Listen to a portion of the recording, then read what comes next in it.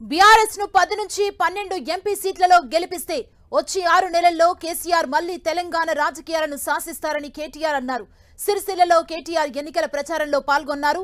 దేవుడి పేరుతో ఓట్లు దండుకోవాలనే వారిని నమ్మొద్దన్నారు. అబద్ధపు హామీలతో కాంగ్రెస్ గెలిచిందని ఆరోపించారు. కేసీఆర్ పై సీఎం రేవంత్ వాడుతున్న భాష చాలా అభ్యంతరంగా ఉందన్నారు కేటీఆర్. మీరు 10-12 ఎంపీ సీట్లు నాకు ఇయ్యండి, 6 నెలల లోపల తిరిగి కేసీఆర్ గారు రాష్ట్ర రాజకీయాన్ని శాసించే పరిస్థితి వస్తుంది.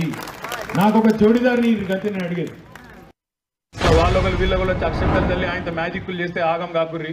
ఎందుకంటే ముందే డేంజర్. కొండగట్ట అంజన మంచిగా ఉంటాడు, తిరుపతి వెంకన్న మంచిగా ఉంటాడు, అయోధ్యలో శ్రీరాముడు కూడా జోరుదారి ఉంటాడు. ఏం కాదు, బరాబర్ బండి సంజయ్ గారిని ఒడగొట్టి ఇంటికి పంపుదాం.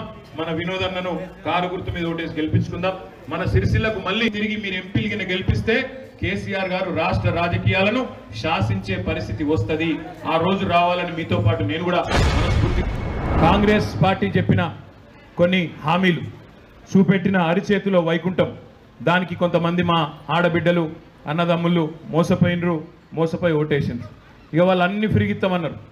ఇస్తా ఇంట్లో ఆయన 2000 ఇస్తే నేను 4000 ఇస్తా అన్నాడు. అర్రాస్ పాట లెక్కనే 4000 ఇస్తా అన్నాడు. రైతులకు రుణమాఫీ అన్నాడు. నేతన్నలకు 365 రోజులు పని కల్పిస్తా అన్నాడు. అని మొత్తానికి అరిచేతుల వైకుంఠం చూపెట్టి మోచేతికి బెల్లం పెట్టి ఓట్లు అయితే వేయించుకున్నారు. ఇక కొన్ని దగ్గరలో అయితే క్యాండిడేట్లు ఇక మీరు ఈసారి ఓటే అయిపోతే నేను చచ్చిపోతాను. 6 గ్యారంటీలు అన్నారు. 6 గ్యారంటీలలో నాకు తెలిసి ఒకటే ఒకటి బస్సు. ఆ బస్సు కూడా తుస్సుమన్నది. ఎందుకంటే ఆ బస్సులు ఎక్కితే ఇలా గుద్దుకునుడు తనుకునుడు తప్ప ఏం లేదు. ఆడోళ్ళకి సీట్లు దొరుకుతలేమో, మొగోళ్ళేమో టికెట్ కొనుక్కొని తిట్టుకుంటాను. ఇది ఎక్కడ బాధరని ఆయన. లేడీస్ ఏమో ఎక్కినాక చిన్నపిల్లలు ఉన్నోళ్ళు అవస్థ పడతాను. అది ఏడ సీట్ దొరుకుతలేదు, ఏడ కూర్చోవాలని. బస్సులు పెంచింది లేదు. ఉన్న బస్సులలోనే మరి 40 మంది ఎక్కే కాడ 90 మందిని కూర్చోబెట్టి లేని పంచాయతీలు పెట్టి యుద్ధాలు. నేనేమంటున్నా అంటే మన గవర్నమెంట్ ఉన్నప్పుడు సరిగ్గా 5 నెలల దాకా నేత కార్మికుల బతుకు తెరువు ఏంది, ఇయ్యాలేంది ఒక్కసారి ఆలోచన చేయండి.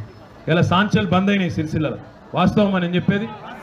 ఇలా బతుకు తెరువు కోసం మళ్ళొక్కసారి అన్నమో రామచంద్ర అనే పరిస్థితి కేసీఆర్ బొంగనే వచ్చింది. తంగలపల్లి వాగు బ్రిడ్జ్ కింద కేసీఆర్ ఉన్న రోజులు నీళ్లుండే, ఇవాళ ఉన్నాయా? జనవరి నెల పెన్షన్ కూడా ఎగ్గొట్టిండు. బీడీ కార్మికుల పెన్షను, ముసలోళ్ళ పెన్షను, జనవరి నెల పెన్షన్ కూడా ఎగ్గొట్టిండు. కొత్త పెన్షన్లు దేవుడెరువు, ఉన్న పెన్షన్ పోయింది. ఈ తెలంగాణ తెచ్చిన పెద్ద మనిషి, 10 ఏళ్ళు ముఖ్యమంత్రిగా పనిచేసిన పెద్ద మనిషి కేసీఆర్. అట్లాంటి కేసీఆర్ని పట్టుకొని నోటికొచ్చిన బూతులు, ఇష్టం వచ్చిన మాటలు. ఇప్పుడు నువ్వు ముఖ్యమంత్రి అయినాక ఎట్లుండాలి? వేరే వాళ్ళ పట్ల హుందాగా ఉండాలి. అట్లనే నువ్వేం చేస్తావో చెప్పాలి, ఏం చేయగలుగుతావో అది చేయాలి. అవేవి చేయకుండా కేసీఆర్ని తిట్టుడే. సిరిసిల్లకు వస్తే కేసీఆర్ని తిట్టుడే, సిద్దిపేట పోతే కేసీఆర్ని తిట్టుడే, జగిత్యాల పోతే తిట్టుడే, ఏడవైనా తిట్టుడు ఒకటే ఎత్తుకున్నాడు.